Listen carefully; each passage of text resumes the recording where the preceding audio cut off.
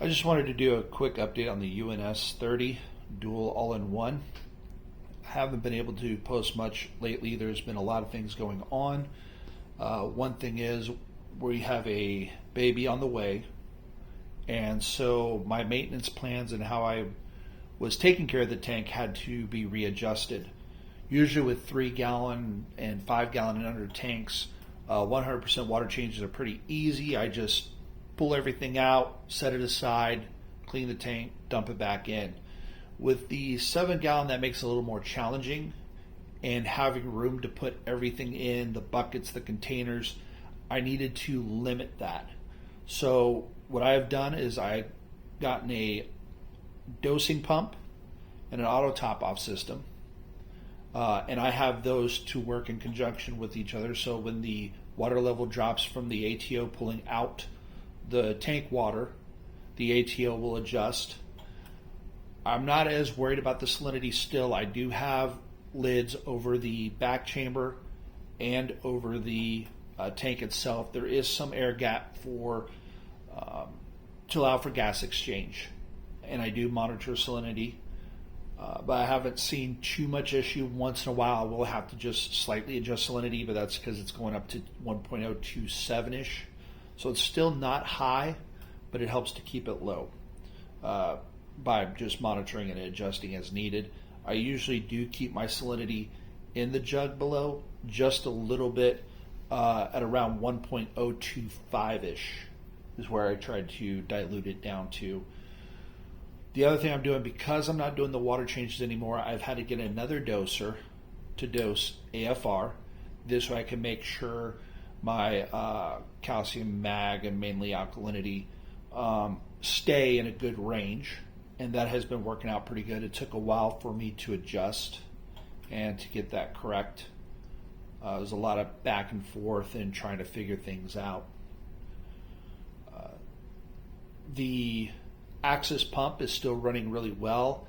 I had to go back and forth and exchange a couple times for the Axon 20, and I discussed with them about getting the Axis 40, and we were able to work out where I just pay the difference.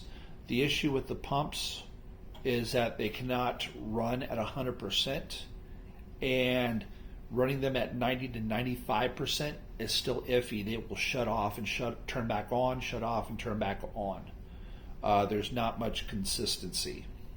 So if you run it below 90%, you won't have any issues. So if you are interested in the Axis from Aqua Illumination, I would highly recommend that you buy the pump larger than what you need and just run it a little lower. And this way you avoid having it to run that higher speed where you may end up seeing that issues. The AI blade lights are running really well. I do like them. As you can see, the colors are bright, nice. This is not what I'm seeing currently. If I put my orange glasses on, I would see pretty much what that's showing, fairly close. So the colors aren't as bright without the glasses, but if I put glasses on, they'd be pretty close to what you're seeing in this video. My current stock is, I still have my original Elegance. With all the changes and stuff, it did go through a reacclimation process or adjustment phase, whatever you want to call it. And it's now just about to where it was before, and it's still growing its tentacles back out. I added a pink branching Sophastria. I have Bauer Bonkai. I still have my hammer coral, but the bottom piece isn't doing good. That's because of the flow that's hitting it, and the upper piece is actually a little bit happier, but I may need to move that up just a little bit more. I still have my original Blasto. I've added an A-can. The Duncan coral I was having severe issues with. It was receding rapidly. I couldn't figure out what the issue was when the other corals were doing so well. I isolated it. I dipped it a couple times. I actually dipped it multiple times before that point. It seems to be doing a lot better. It's just acting up right now. It was open up and very happy earlier. It's decided to close back up. It's slowly opening back up now. It'll probably open up fully by the time tonight comes. I did also end up getting a orange torch coral. I really love those corals. I missed the one I had in my 5-gallon tank back several years ago. This one seems to be doing really well. Currently, I'm actually rehabilitating another elegance coral. I picked up at my local fish store. It was on a much larger piece that wouldn't have fit in this tank. The coral had ended up receding, was dying off. It smelled terrible. I took a look at it and I talked with the owner and told him if he wanted to cut it, I can take it home, try and see if I can heal it back up, and we'll work something out if it heals up. And I told him that actually you can probably cut the other end. So we cut both ends, threw away the middle portion, which was pretty much gone. I don't think that it was going to be salvageable at that point.